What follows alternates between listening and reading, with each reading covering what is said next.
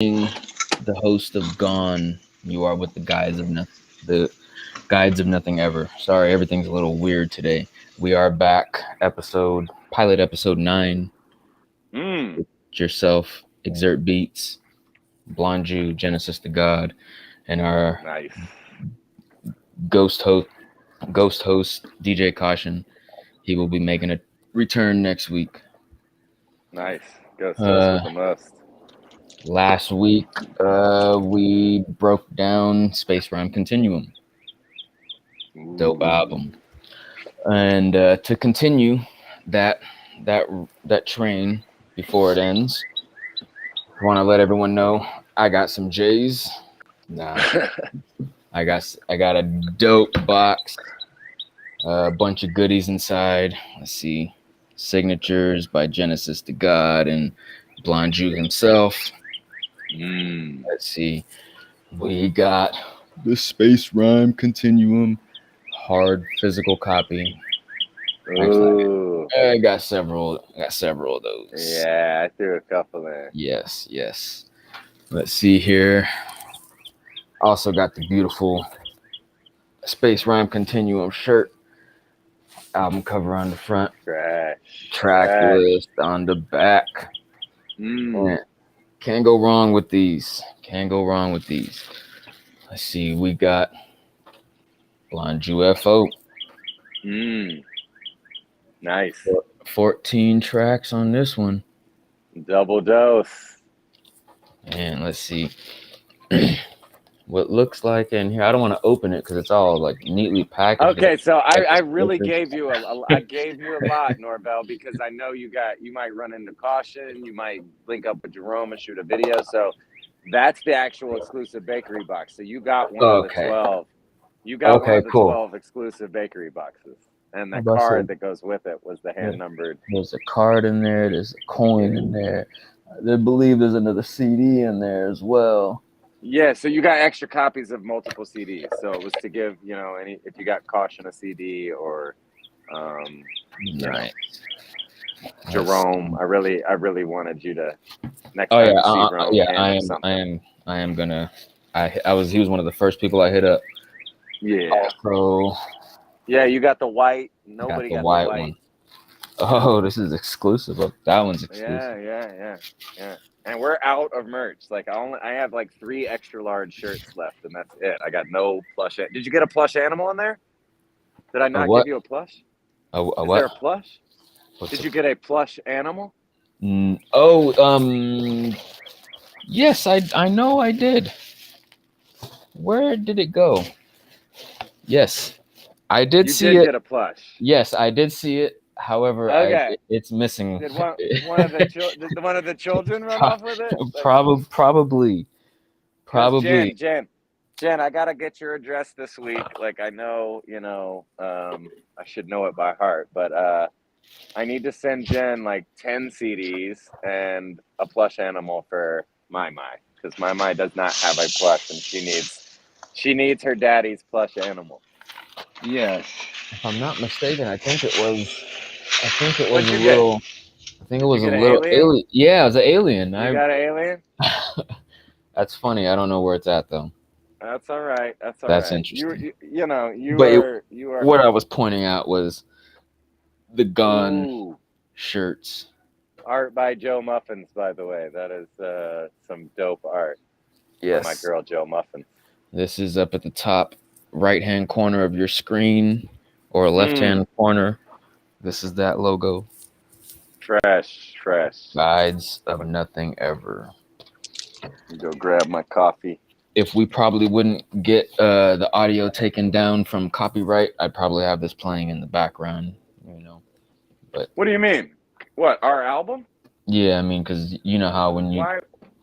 But it's our album. We own the copyright. I know, but... our album. Okay, it ain't gonna... It's not on, It's not on any of those other... Yes, but how can we not play our own album? I think it's... Because... What is it? I don't know how the thing goes, but if it's uploaded through DistroKid or something like that, it is. anyone who plays it on YouTube will get some type of red flag. Are you serious for playing our own music? Yes. However, I can sit there. I mean, like I just don't want to go through the process of having to, Don't worry about it. hit them up I mean, and be like, go get it. Space Rhyme yeah, Continuum. exactly. We did some numbers actually, Norbel. We did about 13, somewhere between 12 and 1,300 units in the first week. Nice. We were very close, man. We did great. I'm proud of Jen. I'm proud of the community. Like, everybody has pushed us. You know, so many people just stepped up and really didn't have to shout us out and promote the way they did, and it made a difference. Like, I'm one of those guys, you know, we don't do it for numbers, but like if we're doing a little bit of numbers, it means people are exposed to that energy and that equal and opposite response to, you know, what's going on in the world. So if, you know, I'm really, really proud of that. Like, not to say it's about the money or the fans as much as just the energy and the tapped in frequency, you know, like just spreading the infinite frequency. So yeah, I'll keep watching them numbers. Shout out D-Cure. D-Cure dropped the album Friday. He's on Space Rhyme Continuum. He's charting in the top 200 right now. He was at 116 earlier today. So Nice. Anybody can do it. You get a nice fan base. You stay consistent, you know, and just keep pushing. One foot in front of the other is kind of the only way to do it. And by the way, I haven't focused on the things you've sent me yet. Like, I've just checked them out. I know we talked a little bit earlier in the week about it, but no worries. Basically, like, opening up my plate to attack a bunch of things over the next week or two. Yeah, I don't want to seem like I was rushing. I mean, but it had been like, I think like maybe like I was waiting for kind of like a week or two to pass after your guys' album, because I know you guys were focusing on that, and that's right when I sent you guys a bunch of stuff. So. Yeah, and it hasn't even been 2 weeks. We dropped a week and 3 days ago. So, yes. You know, our first 5-day or 6-day report was it's been beautiful. It's been 2 weeks since I did the review. Man, that was beautiful too. I mean, all of that goes in. There's going to be more reviews. There's going to be some more news. I mean, you know, another point I made this on an Instagram show earlier this week, but if you look at the top 200 hip hop albums, like 100 of them are from 1990 to 2000. Like 100 of the top 200 are literally from the prime time of hip hop. So you're competing when you release hip hop these days. You're basically competing with all the Outkast records, Marshall Mathers, Biggie, Tupac. I mean, I might have even said it on our show. No, I didn't, because this is something I just really discovered watching the charts on our behalf the last 10 days. Nice. But yeah, mobilize. You know, the music is it's bigger than the music, so that's the pathway to, you know, liberation, mental liberation. Just the start. Shout out to the viewer on Twitch. Don't know who it is, but I appreciate you tuning in. This is Guides of Nothing Ever Pilot Episode 9. Just got done unboxing a gift box of the Space Rhyme Continuum. Bunch of dope. That is so fresh. Bunch of dope merch. Fresh. Yeah, I actually feel underdressed. I should have one of those shirts on right now, but you good. You can wear it anytime. So, what's been new in everyone's life? It's been 2 weeks. What'd you guys do for Mother's Day? I coached basketball. Nice. Tried not to think too much. That was my first Mother's Day without my mom. So I stayed really busy. Kind of hit me hard later in the week. But yeah, my mom's a huge basketball fan, so I know she loves when I coach to the kids. And we lost a championship game that afternoon by 2 in overtime. It was crazy. Almost got people in the stands were trying to fight me because I was coaching so hardcore, and like the opponents thought they were like 40 points better than us, and we had them the whole game, and it took the refs really kind of giving them calls down the stretch to even get them into overtime and win it. But we did our best and proved a lot of people wrong. It's not all about the W. You got to deal with trauma, political trauma, whatever. convert that, transmute that, they'll be stronger. Man, that beat is crunk. What'd you do, Norvell? This week, nothing much, honestly. Just I called my mom, wished her a happy Mother's Day. I made a dinner for my wife. Good husband. It was really simple. I say she wanted tacos, so I mean, it's a pretty quick and easy dish to make. Doesn't take too much to put those together. Exurt tacos. Yep. Other than that, stayed home, watched TV, vibed out, wrote a little bit. Nice. Let's see. Jen, what about you, bro? What about this? It shows there's movement on his letter, but I don't. There he is. He might have muted himself if he's like walking. Oh yeah. So we're not hearing all the Jen traffic. Well, I know his baby mama and daughter went over to her mama's house for his Mother's Day and did some mom and daughter stuff. So nice. Jen got to chill some that afternoon. Friday the 13th vibes. The moon is full tonight at 12:13 Eastern time. That's a cosmic connection for me, and y'all watch out for that full moon. Is it? Oh no. Okay, I was about to say. Yeah.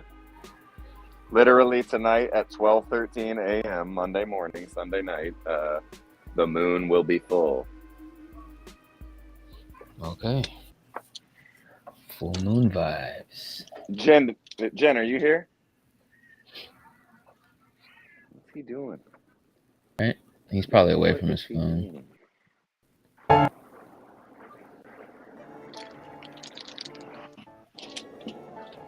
Yo. What'd you think about the hook 25 lighters?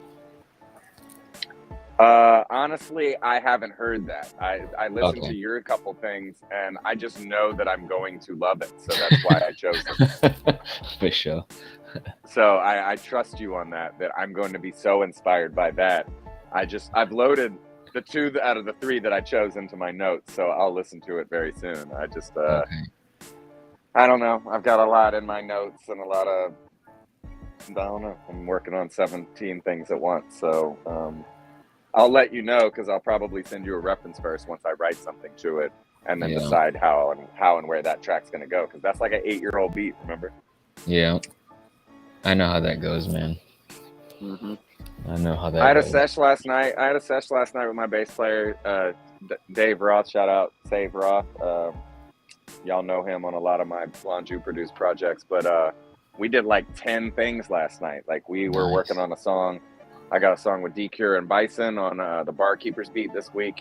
After this show, Sunday night, Sunday on Sunday on High Sunday's Instagram page, we'll review the Barkeeper submissions, and it was a Blonju beat, and D-Cure kind of, between Bison and I, just sort of put it all together. And I've got stems. I'm gonna bounce out and send to D-Cure. We're releasing a song called I'm Not Okay in about a week to 10 days. So there'll be a single with Bison, D-Cure, and Blonju, produced by myself before the end of the month, in honor of Mental Health Awareness Month, which it's more about creating a dialogue than necessarily fixing things, because I think the dialogue is the path to continued healing, and not the aspect of someone considering themselves to be healed from a trauma. And I think we get that mixed up a lot, because it's a process, and stay connected to the process and not attached to what you're trying to do. You can't escape your trauma. So the song is more about it's more conversational in that sense.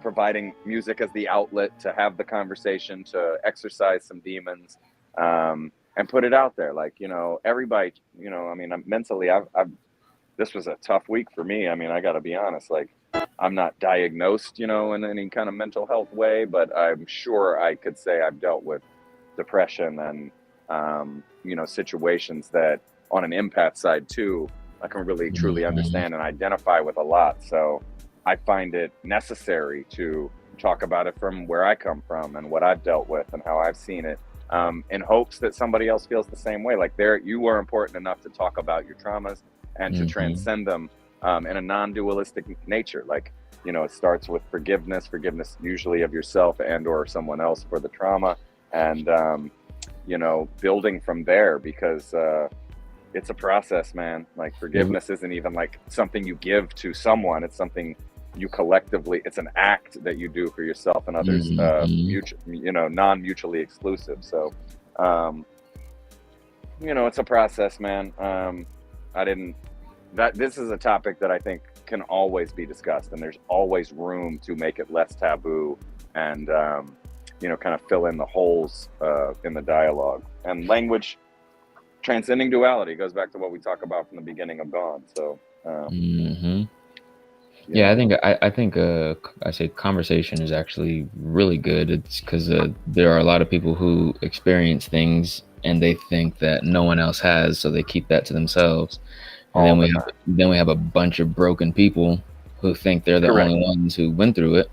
And then hurt people. and then when you actually realize or open up, it's like, oh snap, I could have been doing what you were doing this whole entire time.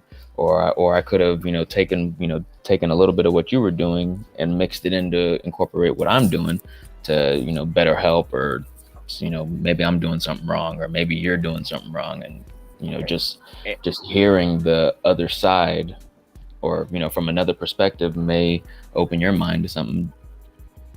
Amen, bro. Amen. So, it's like an infinite, and it's an infinite inner reflection thing. It's like, once you can get out of that attachment to, there's no way anybody else possibly could understand how I feel. Once you get out of the attachment to that, is when you can commune through, you are not your traumas. That's something else Jen and I talked about earlier in the week in some of our private dialogue. We get so attached to our traumas that our traumas define us, as opposed to, transcending them, letting them move through us. And, from a Buddhist standpoint, I talk a lot with Jerome about things like, you are not your thoughts, you are not your emotions, but you are also not your traumas. You're also not the things that happen to you. You can let it, define you, or you can let it be something that is part of your being, and if you want to backtrack into becoming, because we get stuck kind of wondering what we're doing or why. And, the best thing you can do is run to it, try to hug it, understand it, and that which you can't understand can still make you stronger and still feed the fuel of growth and perspective of that growth. So you are not your traumas. That'd be a dope shirt. Seriously. Yeah. I think it's something as simple as easy as like when you first start a sport, or when you first start a new job, you're not the best at it, but without realizing it, you go to work every day, and then within years, or you practice this thing every day, and then next thing you know, years down the road, you're doing this with your eyes closed, and you didn't even realize that, and imagine if you actually put this, you took the time out and focused on something you actually wanted to, not work. And put in all that time, man. Just imagine. Great analogy, ExurtBeatz. That's a great analogy. You kind of do it unknowingly over time if you also don't. The other part of it too is not worrying about people's perceptions of how you deal with your trauma if you don't bring harm to them in the way that you deal with it. So that's the issue. Like, once you start, if your way of dealing with your trauma is harming others, then forget it. But like, once once you can detach from that, it really gives you an infinite jumping board where you can feel comfortable in the uncomfortable and capable of dealing with it, no matter how much or little you understand, because it's not really quantifiable. It's like capacity. Capacity dictates what we perceive to be quantifiable, but it's just capacity. It has nothing to do with some limited or, you know, maximum quantity of information or feeling. So, man, it's the process. I said this in the Hayward chat last night. Trust the process unless you're the Philadelphia 76ers.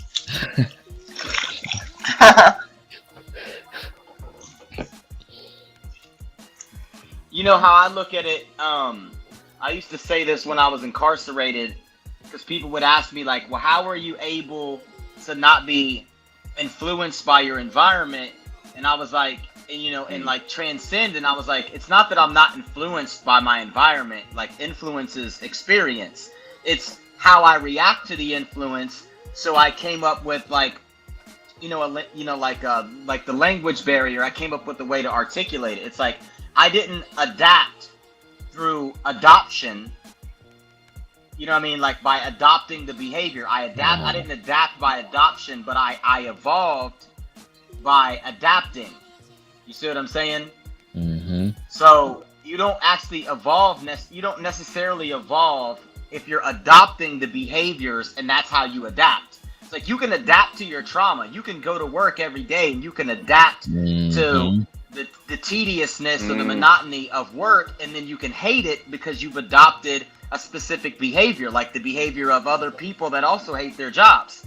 Or you can evolve by adapting, by, you know, reconstructing your perspective of how you perceive the job. Right. You see what I'm saying? Right. So it's like, if we got to have the conversation long enough. It's not necessarily about having the conversation, but it's about having the conversation. I mean, first you have to have the conversation, but you have to have it long enough and ask the right questions so that you can get out of the, you know, the things that you've adopted to adapt momentarily, which become long-term habits and behaviors and qualities and characteristics, which keep you in a state of being limited to your trauma and being attached to your trauma, because you haven't actually evolved past it. You know what I mean? Like, in my head, I could provide someone, you know, in theory, with all of the necessary answers, but most people are not even going to ask the right questions. And if they do ask the right questions, they're not even going to get the right answers, because they're asking someone who doesn't necessarily know, or does know and doesn't know how to articulate it. You know what I mean? So it's like, I can go to a psychiatrist, but I'm paying you to listen. You know, why would he ever decide to actually help me if I pay him to listen? I'm going to go to this guy. Not to say that I can't get help from a psychiatrist. I can, but that's not necessarily the psychiatrist's job. His job is to listen and to cause you to ask yourself questions, but he's bound by his career. He can't, like, provide you with the greatest spiritual, you know, insight without having to at least translate it into, you know, into the psychiatric realm of terminologies and word phrases and things of that nature that they have been indoctrinated with. And if they're not indoctrinated, they at least have to use so that they don't violate the contract. You see what I'm saying? Yeah. So it's like, you need spiritual masters actually that have gone through the experience, because people think spiritual masters are just born. Not to say that they haven't been born, but if he's born that way, that means he's gone through it in his past life. So you need people that have gone through it, understand it, have transcended it, and are able to reach back down the mountain and actually provide people with the necessary insight of the who, what, when, where, why, and how. And the biggest question I would say is why.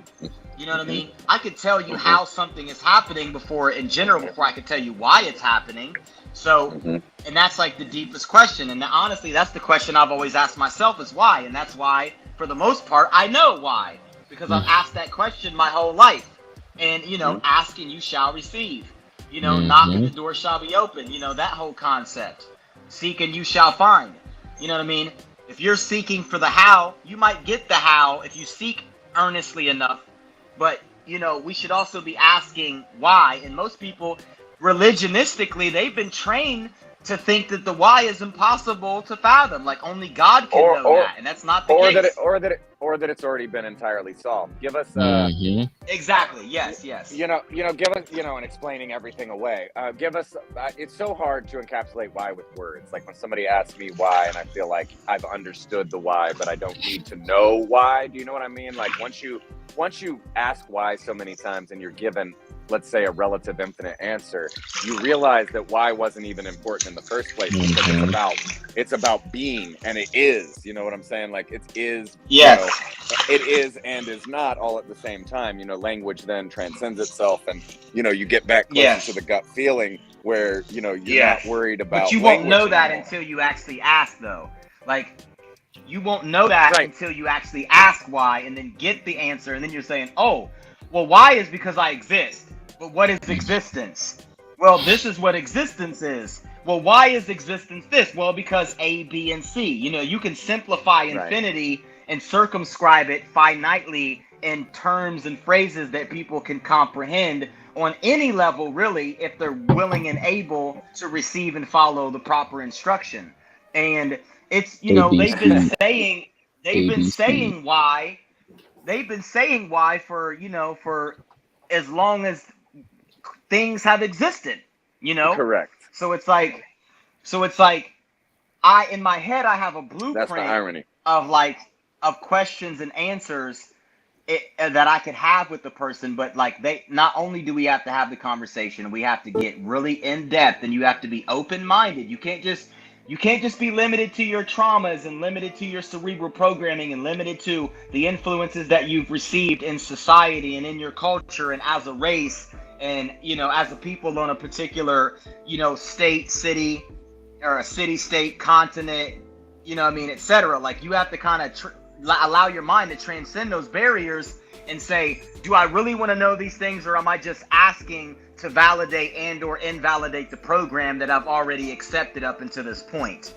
And most people just really want you to validate their programming. And if you don't, they just reject it. They're like, well, I don't agree with that answer. It's like, well, guess what? Stick with your traumas, and I'll see you in the next life. And see where we get. Right, exactly. God. So let's take that. I think we can use the why, the general why, into like why is earthly society over the last 4,000 or 5,000 years built on a concept of false patriarchy. Let's take the why back into what we talked about earlier today. Some of what we said we may talk about on this show, even though it's about nothing. Why is that the case? Because I think you, Jen, especially, are good at, the how, and I think we sort of know the why based on what we talked about earlier in a relative sense of what's happening here. So, why is this world and the society, the human society that we see from the last 4,000 or 5,000 years, ostensibly of microsecond of cosmic time, why is it that we live in this false patriarchy where everything seems to be dominated by man's genetics and man's will, while the queen is really in control of everything, all the magnetism, all the power, everything man ultimately does as a sign of strength is directly related. Like you were talking about historical context stories, Helen of Troy. There's so many, situations where a man only behaves the way he behaved because he was perceived either too weak or too strong, either because of something his mother did or did not do, or his significant other did or did not do. And, I found that really empowering from just my standpoint of life. I've always been surrounded by strong women. My mother was an extremely strong, masculine woman in society. So I was taught, and my dad was a super sensitive male. So they both had androgynous traits. So it was able, allowed me to see the best of both sexes in both sexes, in some sense, when I could, siphon off, their flaws and not judge them for their misgivings. And, they did infinitely the best they could in terms of raising me and giving me an open palette of, soul information. So, I feel like, my parents were in charge in the beginning. Like, we wouldn't have a false patriarchy. They were very much, the opposite of that, and the way that they moved, it was a matriarchy with a masculine energy, and the patriarchy portion was super sensitive to the woman. So it doesn't always work, but like, why are we in the situation we're in, and how can we, you know, change it from within without blowing it up? Because I think it is just mental perspective. I think it's semantics. I think it's misunderstanding converted to a slightly less misunderstanding. You know, we don't have to be totally understood to be less misunderstood. And that's the other, you know, baby step. You got it. I wanted to set you up, but that was a long ramble. Well, I think that we'd have to, like, you know, I have to run through this as quick as possible. And I think we'd have to start with, like, and this is, you know, keeping an open mind, that energy is neither positive or negative. We just perceive it that way.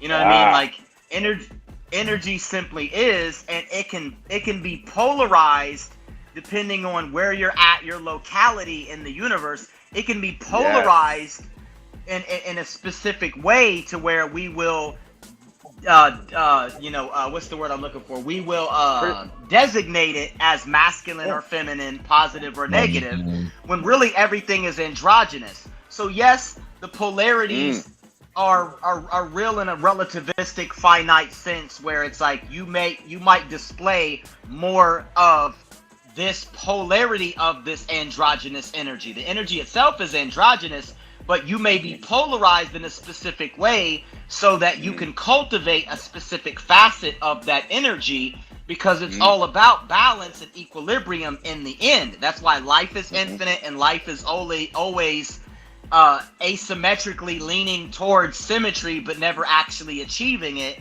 Because ultimately it is achieved. It is ultimately that which it is. But from a relativistic sense, finitely, we are all individually asymmetrically inclined to the universe, because that's what creates the compulsion to evolve and to adapt and to mature and to refine this universal equilibrium, which we are by nature. So by nature, ultimately, we are totally, you know, equilibrated. And then within nature, we are always equilibrating. And that's the being of androgynism, if that's a word, you know, like the being of being androgynous, and then the becoming of being polarized more or less asymmetrically towards a specific polarity. So when humans evolved, you know, they go from, 0 point energy to, you know, subquantum or quantum and subatomic and atomic and molecular and cellular, and we became organisms, and we were evolving. You know, we had androgynous states. Even in the womb, our preset is feminine. If you don't have a surge of androgens or, you know, testosterone or certain chemicals, you're not gonna develop a penis. You know what I'm saying? And if you do, then you will develop a penis, but you're technically androgynous. The penis is just an extroverted vagina. So in nature, you have androgynous creatures, and even all the way up into the humans from the mineral kingdom, they're androgynous mostly, although they do take on polarities. Plants can be androgynous, but they also pollinate and cross-pollinate, and they have masculine and feminine principles. And then animals do the same thing. Some fish or certain reptiles, etc., can change sexes or be androgynous naturally. And then man can do the same thing, that you have hermaphrodites. So it's like when you see a man incarnating, and I'm getting to the point, he is the polarization of the masculine polarity of an androgynous energy, and his goal is to cultivate those qualities which we call masculine, which it polarizes his brain, which is androgynous, like a female's, equal in nature, different in degree. We both have cerebrums, 2 hemispheres, neocortex, a limbic system, a diencephalon, or a midbrain and a pons, and a cerebellum and a medulla oblongata and a brainstem and a spinal cord. And you know, we have this similar nature. You know, we have breasts, they have breasts. We have nipples, they have nipples. We have a heart, we have lungs, they got lungs. Like, you know, but a man's lungs are bigger, his heart's bigger in general, his bones are bigger in general. He has twice as much muscularity, 30% stronger in general, larger necks, shoulders, noses, you know, jaw bones. Like, all of these things are slightly different, you know, but by nature we're human, you know, like we both have 5 fingers on each hand. And so it's like they're the similar fractalized constructs polarized more or less in the opposite direction, but never necessarily having to be non-neutral. You know what I mean? Like, the goal is to reach neutrality, and a male induces masculine qualities in a female induces feminine qualities in a male, and he also helps her to cultivate her femininity through the opposite polar interaction and vice versa. And a man is supposed to learn his feminine qualities, and a woman's supposed to learn her masculine, and then he may incarnate as a female and she can incarnate as a male, and they both get the equal experiences from the opposite polarity. And then the confusion comes from us in a more modern society, because in more ancient societies are being closer to nature, closer to the evolutionary source of coming from the primordial waters into humanoids and having culture, etc. We were a more balanced species, but we were less evolutionarily evolved because the divergence hadn't happened to the highest degree of density, which is what we're going through now, where we've divided languages, we've divided cultures. We're not like a singular nomadic hominid species roaming the land migratorily and having smaller groups. We got bigger groups, and now we have these things called races, which is man-made. You know, even though there are differences because of topographical differences. Right. The blame game kicks in over time eventually, where a man and a woman, you know, a woman feels like a man is to blame. A man may feel like the woman is to blame. Yes, we're both equally to blame. It's just like, did men dominate women at a certain point because they had more muscularity and bone density and strength, etc., which gave them a physical prowess, which allowed them to potentially dominate them as a species? Yes, but was that entirely the case? No. Now, females accepted a so-called inferior state in general, not just because of that, which we'd like to blame it for that, especially if we're like a feminist or someone who supports that movement now. We would like to blame it on men entirely, but the reality is, like we talked about earlier, they use that as a psychological tactic. If you feel that I'm weaker, I have the upper hand now. Because now I don't have to cultivate my masculine qualities. I don't have to necessarily fend for myself. I don't necessarily have to earn my own money. Not to say women are not doing that in the Western Hemisphere, but accepting a state of submission technically can be considered manipulative, because you know, women are not just stupid creatures and men are just smarter. I mean, shit, women get better grades than men statistically in school. They graduate at a higher rate. You know what I'm saying? They pay more attention in class. They get better grades. Let's not play this game and act like men are superior in every way. We might have some superior qualities in general because of physical and certain mental constructs that we have access to cerebrally, but that doesn't mean it's actually superior, you know, by nature. It just appears superior because the blame game and people accepting certain things. Like I said, if a woman accepts an inferior position, she can then have an upper hand because she can tell a man, well, I can never fight with you. Okay, well, now I'm not supposed to hit a woman. I'm not saying you should, but a woman could slap the shit out of a man, call the police, and say he hit her, and they're automatically going to think he did it. You know what I'm saying? Like, and it's because she has evolutionarily accepted a supposed weaker role in general in, you know, certain cultures. And now a man is like, well, you're not supposed to do certain things. You're supposed to take care of a woman. You're supposed to, no, we're supposed to take care of each other. I wasn't supposed to indefinitely play this male role and always do certain things. And there's certain people that understand that. You know, we have more of an androgynous culture here, probably more than anywhere, even though it's a bit contorted because we don't really know how to embrace it. So a man can be born and say, well, I want to be a woman, and a woman can be born and say, I want to be a man, when you're really an androgen anyways. You know what I mean? You're just not willing to accept the body that you've been incarnated in, which is your problem. Now, there's nothing wrong with you saying that, you know, you're both sexes or neither, whatever the hell your pronoun is. But you can't even accept you're traumatized from being born as a female. That's the trauma that you can't accept. So you will reject that fact. and claim to have something else, or cut your penis off and get a vagina all because you didn't like it when you could have been an androgen either way. Okay, that's huge. That's huge. You just hit the nail on the head, because it's perceiving the trauma based on biological and genetic code. Okay, so we're like taking it personally that we think we're not all of that. Like, we come in here, we take this whole experience personally and to the heart. We're like always like whatever you're not, and it's always based on a sensible perception and societally defined rules. So that's why we're playing that pronoun game, though. But I entirely respect it. I don't want to marginalize those that need that to transcend their perceived trauma again. And I'm not trying to lighten the load of that trauma or that perceived trauma, because it's or downplay the trauma.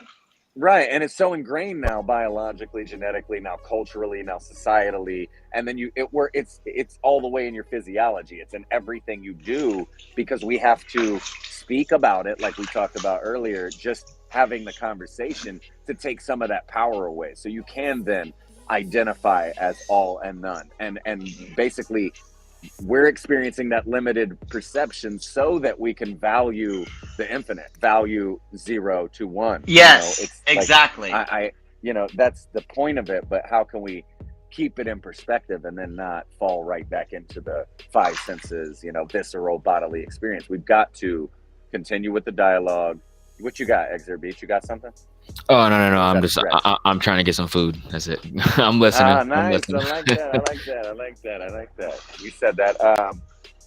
But yeah, I think we're really hitting the nail on the head because of how ingrained it is, and how the language is where you start with transcending duality. Like, you can't perceive duality, perceive trauma, and then not use, no matter how incapacitated you might be with the language or even your thought process, because you're attached to all of that. You have to work it out. It's like riding a bike every day, or my knees aren't gonna feel okay if I ride the bike one day and then don't do it again for 2 weeks and then ride it again that 2 week later. Like, it's practice. It's daily practice. Like, you're not gonna get better at that job if you don't show up to work.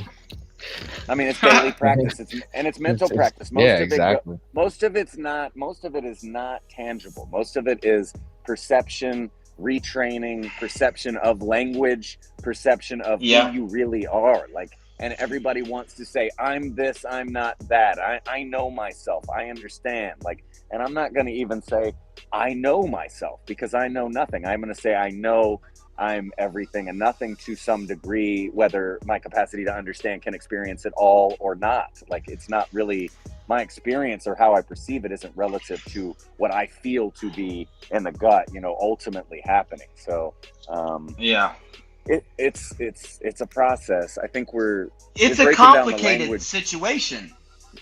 Because we're like, it's so complicated. So complicated because the language has, like, we talk about like how everything is in the language, but we've distorted the language, and we've misinterpreted the language, and we've created language around trauma. So it's like, I'm attached to stuff. Go ahead. Well, I just wanted to say this because this was the only other idea I had. Hermaphrodite, and that goes with what you're talking about, what you're about to talk about with neutral language, dual transcendence talk, like hermaphrodite instead of Aphrodite. Imagine a god, hermaphrodite. Sorry, go ahead. Hermes and Aphrodite is who it is. Hermes is the male, Aphrodite is the female, Mercury and Venus. Hermes is Mercury, Aphrodite is Venus. So once again, life is androgynous, humans are androgynous, everything is androgynous because it's non-sexual, it's non-gender based. But we call it gender, and it's a principle as long as we cannot see what it is essentially. So you're always going to see separation as long as you separate yourself.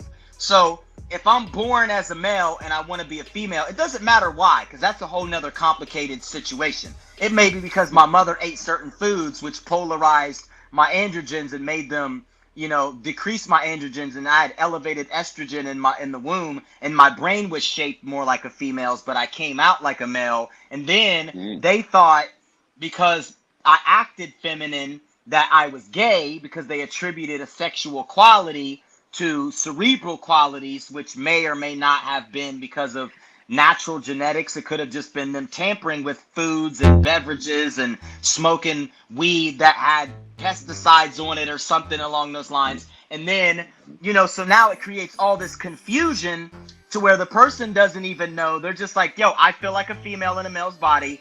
I want to be a female, and I identify as a female. And it's like, you're an androgen. You can identify with whatever the fuck you want, but we also have to be as realistic as possible and accept the situation that we've been given. If you were given a male body and your brain is inclined more towards feminine qualities, that doesn't necessarily mean that you're homosexual. I don't care if you're homosexual. You may have an affinity for males naturally because you're repulsed by female pheromones and attracted to males as a male. That happens. But don't sexualize it until you've identified the nature of what it is. You see what I'm saying? Whatever your sexual preference is, you can have that. If you're a male and you have a woman right now in your life, she was a male once. Technically, you're sleeping with a man. Okay? Because she's been a man before. So get over it. You know what I'm saying? I'm not going to say that I'm going to go be with a man just because all females have been men before. I'm going to play the role that I was given. You know what I mean?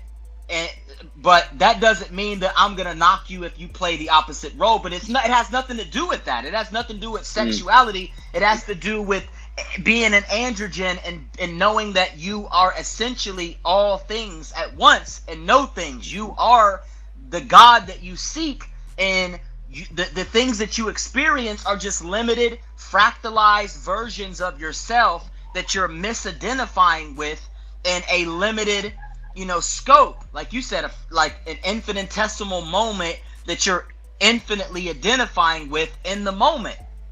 And it has nothing to do with that. You have to learn how to transcend those barriers and understand what you are by nature and what is nature and what it is comprised of, and why does it work and function, and why is it structured the way that it is, and then how did you get here in this present moment to have this perspective. You cannot have clarity of what you actually are and what you want if you don't have clarity of your origins. You see what I'm saying? Because you're only identifying with this specific lifetime and the influence that you've been influenced by, and the genes that you were given, and how you were predisposed to certain trauma-based scenarios that you've attached to, because you haven't learned to disassociate with that and just receive it as an experience. So like I said, it's such a complex conversation that you can't just, like, we just went through eons of history in like 15 minutes. You know what I mean? Like, and superficially so. It might seem deep to someone listening, but if we were to actually have the conversation, we would have to really break it down, and it would take hours to just go over one concept. Like, Kaushun, what is nature? We'd have to go through nature. What is nature? We'd have to go through what it is comprised of. Is it actually physical? Is it a hologram? Is what we perceiving ever real? When you smell something, does it actually have an odor? Or is your brain just processing it from an evolutionary standpoint? You have qualities that tell you these odors because it's more or less good for you or bad for you, in the sense that it could be harmful or it could be beneficial, like nutrients. You see what I'm saying? Does color actually have a color, or are we just perceiving it as a color? You see what I'm saying? Do you actually taste these molecules, or are your brain just translating taste? And why do we have general taste, and why is it not universal? When we look at things, color is not universal. We like to think it is, but if you go somewhere else and you tell them what yellow is, their shade, their ability to interpret the shade and identify it as a specific color is going to be different. You see what I'm saying? So it's not, these are not universal things that we have. Our senses are not universally perceived in an identical manner, and evolutionarily we've evolved to perceive them differently for the sake of enabling us to maneuver through our environment. A dog doesn't see the way a cat does. A cat doesn't see the way a mouse does. A mouse doesn't see the way an ant does. You know what I'm saying? It's like we're all perceiving this singularity diametrically opposed to each other, but in a relative way that allows us to interact with each other in a homogeneous state. You know what I mean? Like we're heterogeneous elements homogeneously interacting with a 0-point energy field that is built to experience itself. And we are that experience. You know what I mean? And it's like people have to understand that before they can try to even fathom anything else. Like everything else in our life is based upon that reality that is imperceivable and only digestible as a concept. But as a concept and digesting it, we can then begin to break down the who, what, when, where, why, and how, and potentially navigate it more objectively in the sense that I'm not attached to it. I'm allowing it to happen, and I can optimize it somehow, you know, relatively speaking. Yep. That's exactly what it is. You said it, because the whole time it's about perception of connection versus perception of attachment, and being unwilling to admit that we're attached to these particular narratives, however they may play out or not, personally.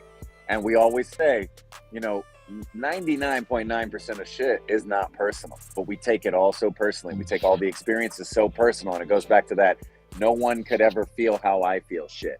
And I understand that. Like, it's how it feels, and that's why it's meant to feel that deeply. You're meant to feel so isolated to remove your attachment and reconnect, because we're sitting here having this, you know, crisis when nothing was ever disconnected in the first place. We're perceiving this ultimate disconnection from source, ultimate disconnection from any other narrative that could never possibly understand yours, you know, and then personifying and taking those narratives so personally that, you know, it hurts, you know, and that's where hurt people. And, you know, I understand it. You know, I'm sitting here like, I do my best not to hurt people my whole life. I've felt hurt from the beginning, but at the same time, I always felt like I completed me. My parents gave me a platform of, you know, golden rule, treat those how you want to be treated, and you'll be fine. And like, I never felt half. I never felt like I'm looking to be completed. So I feel like all of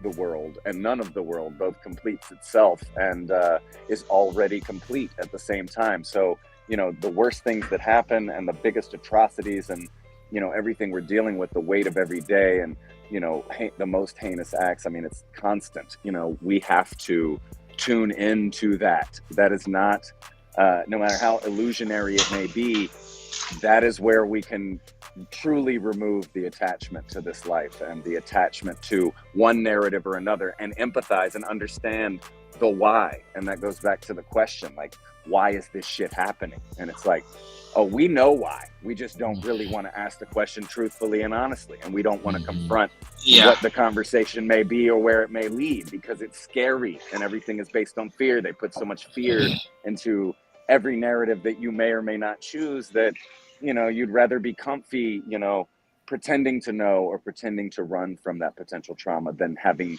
the tools on your belt to deal with it. And everyone's got the tools. They've just told you don't have a belt, and no tools were ever invented. But, you know, we all had the belt. The tools are right here, and you gotta think about it though. And it's daily practice, and it's, you know, mind, heart, letting that stuff go. Like, I'm not in my head all the time, like trying to think of what I'm gonna say next or how it's gonna go. Like, it's a fluid thing. I'm detached from my thoughts. Yeah, it's a flow state. As much as I can be, and I'm letting the gut guide me in a moment, even though me is you and me is not, you know, something actually separate, because I feel you, you know, I feel where Jen's coming from. I feel Norvell and his experiences. And, you know, the more we can talk it out, the more perspective may be able to zoom us out enough to truly empathize and provide a platform of, you know, perpetual healing and not a state of running from trauma to become healed, because that is not that's not how it works, and it's not how it'll ever work. So yes, we good, man. And unless someone reaches, like, hypothetically, unless someone reaches the, like, an ideal state, and that's like a whole nother discussion, because ideal, it's like, I don't even want to discuss that yet, but unless someone reaches an optimized state where they can consciously and psychically put themselves in your position and actually interpolate themselves into your psyche and into your consciousness and into your experience. And I'm gonna say, because we're one, it is possible. But as long as we're not perceived as one, no one will ever feel what you feel, no matter how closely related the situation is. So you have to accept that you're an individual, and even though you're a unividual, really, until you're able to reach that level of unividuality, as long as you're perceived as an individual, no one will ever be able to truly relate. So you have to accept that fact and say, am I going to just remain alone my whole life, or am I going to try to relate to someone else, instead of just saying, well, no one can relate? Well, no shit, stupid, because you're not a fucking unividual. So of course they're not going to relate, because you know, everybody's fucking different, you know, and it's like everybody's fingerprints are different. It's like nobody's identical. Beautiful. That's how nature works. So you have to say, I want to relate to someone else, and then start becoming that magnet of attraction for people that you can relate to, and then you can start, you know, using your tool belt to start making these adjustments. You know what I mean? And that's just on the like the whole like finding a method and applying it. But you know, it's even scarier, like when you said, you know, some stuff is just scary. It's like, what if I told you that in this lifetime you have to be poor, and no matter what you do, your ass is gonna be poor? Like, you might not want to hear that. You might not be able to accept that. You would rather think that you could make money and be rich your whole life and live your life out being poor with the possibility of being rich potentially, even though it will never happen, than me actually tell you the truth and you just accept it and live with that and learn your fucking lesson. So some people have to remain ignorant and have to remain in that box, because if you tell them the grand, ugly truth, then they're gonna be sick. They're gonna be like, yo, fuck that, and fuck God, and fuck the universe, and whatever that shit is, because I don't want to do that. And it's like, well, what if in your past life that's what you did to other people, and that's why your ass is poor now? Or what if you were a great person, but you chose to be poor because it was going to refine your character? Do you want to refine your character? You might not like it now, but it's refining your character. And before you came here, you knew that was going to happen. You knew birth, growth, and death, and you accepted it. And in this life, you can't. And if some wise man comes along and tells you that, you're going to be pissed. We signed a contract, and then once we were born, we forget what that contract is, and we have trouble. Well, and all this is living up to it. Yeah. Well, yes, exactly. The remembering process. Two things to summarize what Jen said. Acceptance is the key too, and then the non-quantifiable weight of your narrative that can never be truly understood or fully empathized with. So if you can detach from the weight of your experience in some way in which you may compare it to others, no matter how heavy or light, no matter how rich or poor, no matter how deprived or full, that weight is the same. It's like equal in nature, different in degree. So you're talking about energy weight, or neutral plus one, or the atomic formula of neutron, proton, electron, always and never being separate. So, you know, we have a tendency as humans to weigh our experiences as quantifiably greater or more than the next. So everything Jen just said starts with acceptance and then equal weight of energy. Because what does anything really weigh? What does it weigh? It weighs how you perceive it to weigh. You perceive that weight. You perceive it as heavy or as light as you may choose, you know, with your limited perception of free will and how, you know, you can't get out of your own box in your head. But you know, take the literal nature of the words and the experiences and detach from that, because it's not that, like you said, Jen, everybody's having different experiences. They're not ever going to fully identify, but when you accept that part of it and then don't quantify your experiences, that's where you commune. You find that space to truly work on the healing collectively and individually, as you said in your previous comments. So, yeah, that was a brief summary of the whole whatever we're doing here tonight, which is not much. Beautiful. Nothing ever. It was fun. Right on the dot, 59 minutes. I think this is perfect. Kaushun would love this compared to compared to the hour and 40 minutes we went 2 weeks ago. Yeah, and Kaushun would have taken this another 30 minutes because he would have been so inspired. He'd be throwing out questions right now. Definitely. He'd be like, well, what about He'd have been this? like, so if that's the case, yeah. right. I love Kaushun. Since this is this, and you're saying this. Yeah, he's the best student in class. He's the best. No, we're not. I'm not saying that. Yeah. Norvell, but he is that guy in class you really want to be there because he's the perfect like sponge to Norvell. I think you actually don't have as many questions because I think a lot of this resonates with you, and so you wouldn't necessarily need to ask the question as much as you enjoy the conversational aspect of breaking down the semantics. That, and also hearing just hearing someone else say what I've been saying, but put it into more definite terminology or more better words, because I obviously have issues putting things together. So trying to explain that to people, I'm just probably sending people way out, further than what they were. Jen comes in, takes all that, like, hold on, let me get this. Hold on, this is what he was saying right here. Right. This is what he was saying. I'll build you a ship that you can fly anywhere you want. Yep. It might not actually be a material ship, but you can put it in your brain and fly it. And then and then also with having Kaushun around, I mean, like sometimes I may not get, there may be something I'm like, yeah, I thought it was this way. And then he'll come in, so according to this, and I'm like, oh yeah, okay, yeah. So nice. What is the answer to that? Let's see. What do we got coming up next week? What do we got? Next week is the 22nd. I'll be around. We'll do episode 10. We'll have Kaushun back. Shout out to Charlie Quinn. They've been in the chat the entire time on YouTube. Nice. What up, Charlie? Yeah. I say coming up. I'm like 3/4 of the way done with the video for "Beautiful" by DJ Kaushun, me featuring Blonju. Other than that, I get you a video when you ask for it. Yeah. So other than that, I'm just been working on 4 bars and trying to do these little challenges here and there. And I see you made it past. You made it to the next round. Congratulations. Yeah. Thank you.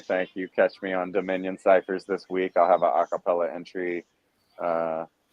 Knowing me, probably by the end of tomorrow, just to be done with it. But I don't know. Depending on the rules, I may think about it. May not. I'm gonna drop, but yeah. We got Sunday on Sunday later tonight. We got Grandson and Blonju tomorrow on Instagram at 10:30 with Elo is on the show 10:30, now. okay. We got 10:30 on Grandson's Instagram, 2:15 Elo. Myself and whoever else wants to come in and hang out with the barkeepers. We'll do a breakdown of who wins barkeepers this week. Again, I made the beat, so it's a fun, emotional week. What else? Long Road Show Wednesday. Hey Roo Show next Saturday. Yo, we in a groove. We do what we do. Yeah. What, baby? Oh man, baby? I need a recording. Okay, baby. Man, where's the recorder? Where's the recorder when I need we it? We can still come back and sample that. I'll screen grab it and sample it. Okay, baby. Okay, I'm coming. Okay. Well, on that note, guides are nothing ever. This has been pilot episode 9. Shout out to Blonju, DJ Kaushun, Genesis to God, and myself, ExurtBeatz. Yeah, shout out to everyone in the comments. Shout out to everyone who's been watching on YouTube and Twitch. We appreciate y'all. Yeah, until next week. Love. Yep. Until next time. See you later. Peace and blessings. Yeah.